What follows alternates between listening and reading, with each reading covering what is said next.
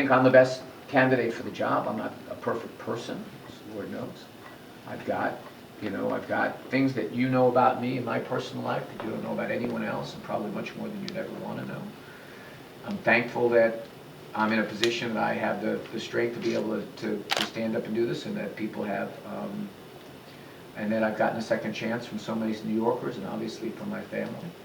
But I have to tell you that that in this moment, given the choices that there are, I think there's no doubt I'd be the best mayor. And that's what I want this election to be about. No one's doubting your fortitude, and I apologize for bringing this up, but there is a question of judgment, both in terms of being a congressman, allowing things to just completely fall apart, even after the whole fiasco that being involved, even as much as yesterday, where at an AARP convention, you used a word to describe someone that can be viewed as derogatory toward the people that sponsor it. There's no question that what you've done for Israel, what you've done for this community, is no one has that track record. On the other hand, though, what guarantees do we have that a questionable judgment will not continue? Well, first of all, about my judgment. I had the judgment to stand up for Georgian Jews. I had the judgment to stand up for Rabashkin. I had the judgment to stand up for Mitzvah Pepe. I had the judgment to stand up for the Spencer Rebbe. I had the judgment to stand up for Jonathan Pollard. I had the judgment to stand up for nonprofit Homeland Security grants. That's my judgment. That's part of my judgment. Now, you can point to the judgment in my private life, and to some degree, people have problems. I'm glad they're behind me. You've heard about things that are, frankly, distant behind me. And you've got to make that decision. It's part of the cocktail of what you have to figure out. I never used my official powers, for example, to take away your right to vote for term limits. I never used my official powers to take away your taxpayer dollars to fund slush funds. I never took your taxpayer dollars to do things. I, frankly, did things in the privacy of my own home, to dealing with things that I've had, that are things that you know about me now. As far as the thing the other day, all I can say is don't believe what you read. And at many candidate forums with a candidate who has attacked me in the most vicious way, gets booed for it every single time for doing it. And he starts every single time he does the attack, he says, I talk to my granddaughter and say ... So, as a jovial thing, I now greet him whenever I see him at candidate forums, is, Grandpa, good to see you again. Okay? Now, you can say, oh my goodness, that is this outrageous thing to say. You can, if you so choose, you can follow the way this campaign has been reported by the mainstream media and make the determination for yourself whether that is a reflection of what actually happened at that forum. Now, that was also a place, by the way, where the Republicans who are for cutting Medicare, who are against immigration reform, who are against increasing Social Security, who have fought tooth and nail against many of the reforms I think are important for New York City, those are value judgments as well. But all I can say is, look, if these are the things that you think that you care about, I understand these things may be disqualifying. The argument that I'm making to you, and obviously we're going to have a conversation, I just want to hear what you have to say, but obviously what I'm making the decision is, yes, we have lots of things that you can judge me on, more than any other candidate by far. Nobody is listening to how other candidates refer to anyone else. I mean, no one is even reporting how other candidates refer to each other in quiet moments when they have someone come up to them, after they've been pat on the back and say, hello, Grandpa, to what other people are saying. That's fine. That's what it's going to be like to be mayor. What indication do you have on anyone else that they have the judgment to stand up under that pressure and do the right thing? Fire away. Okay, so I think I speak for pretty much the entire Jewish community that your track record in assisting us is sterling, right? That we would love collectively to have the old Anthony Weiner back. Okay, but I mean, we have serious questions though. The judgment issue, and this is true. You gave an explanation. No. He wants to listen. No.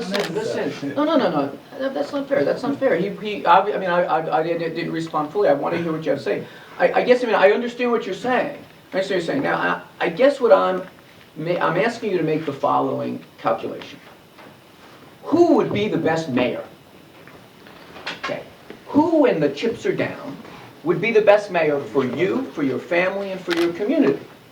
And if that requires you saying, look, you know, that guy, Mayor X, had some strange things that he was doing and getting divorced or whatever it is, like or Mayor Y had things in his background, that's fine. Here's what basically the story is with me now. You now have, after presidential level scrutiny of his every possible move, okay, you now have almost 100% information about me, far more than I would ever want to know about you or anyone else, trust me. And all I'm saying is, ask the question, who would be the best mayor? Who would be the person that would take care of your money, would take care of making sure your children are safe, making sure that the policies that you care about are getting implemented? Who would be the best mayor? If you want to know who is the person that has never had anything in his personal background that makes you wonder, that's fair if you think that disqualifies. But I want to caution you that disqualification is then going to lead you to vote for someone who wouldn't be as good a mayor. So that's the decision you have to make. And I get that. Right. I get that. And The so, point is that there's an unpredicted quality here, and we have not seen. Is there? Is there? Wait a minute. Is there? Have I shown an unpredictable? Have I done anything that has shown you out in the world doing my job that I have any way been unpredictable? I've been probably the most consistent person on issues important to Eretz Israel, maybe the entire Congress. I was doing things when no one else was standing up. When everyone else was saying, let's go vote to move the embassy to Jerusalem, I was thinking more creatively. And I said, no, wait a minute, why don't we do this? Why don't we pass a law requiring it, that's not foreign policy, it's domestic policy, requiring that anyone who gets born in Jerusalem, who's a U.S. citizen, on their passport gets the stamp Jerusalem, Israel. Okay? That went all the way to the Supreme Court. That was my law that passed. So if you're saying I'm unpredictable, I have had, no, but I'm saying as far as your life is concerned, your life, your neighbor's life, so you think I've been that unpredictable? I think on Israel and on the issues that are important to us. On the issues important to being a good elected official. I am not applying for any other job right now. Right. Okay. The job of husband, I've got. My wife, thankfully, wants me to keep it. The job of father, I've got. My 19-month-old seems perfectly happy with the job I'm doing for that. I'm not asking for any other job. You've got very important rabbunim in this community. I don't want that job.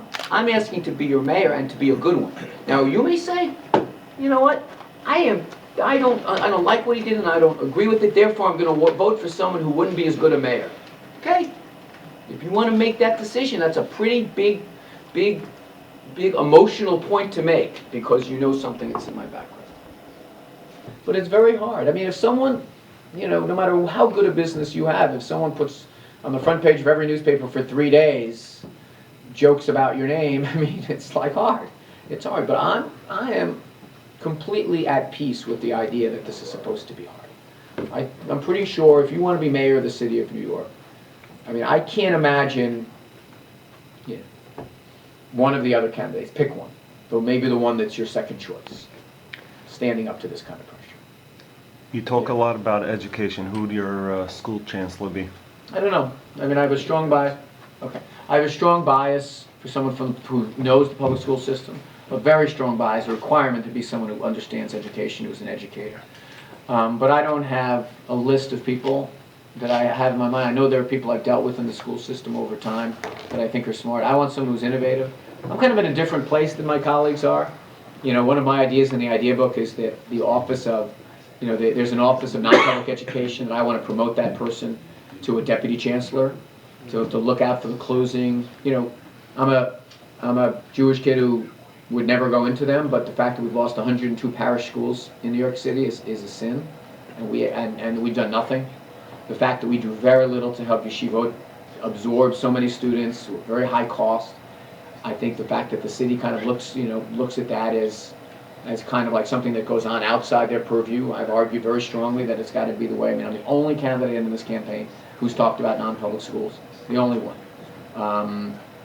I think that's the kind of administration I'm going to run. I'm going to be someone who's going to see all children in this city as assets in all forms of education as ways that we do it in New York City, and I think I understand that much more carefully than Chris Quinn or Bill de Blasio or these other candidates. I just think it's to me it's something that, you know, that I've probably been to more yeshiva graduations than I should be a brilliant Talmudic scholar by now. Deputy mayors, do you have any ideas on deputy mayors if you become mayor? I gotta tell you something though, but unlike my opponents, I've got the independence to put together a search committee, and you know, that would be completely, they wouldn't have a list of, all right, here's a guy, you gotta do a contract for these, here's the list of people you have to do a contract for. Nothing like that. I'm only gonna know the people of the city. And I think that's a better place to start when you're building an administration.